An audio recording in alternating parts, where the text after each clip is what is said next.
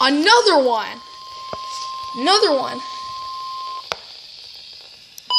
The National Weather Service in Norman has issued a severe thunderstorm warning for east central Caddo County in southwestern Oklahoma, southeastern Canadian County in central Oklahoma, northern Grady County in central Oklahoma, until 7 p.m. Central Daylight Time.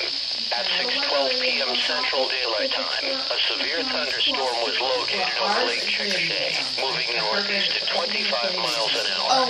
Expected hazards include golf ball-size hail and 70 miles an hour wind gusts.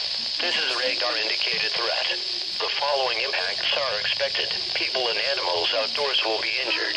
Expect hail damage to roofs, siding, windows, and vehicles. Expect considerable tree damage. Wind damage is also likely to mobile homes, roofs, and outbuildings.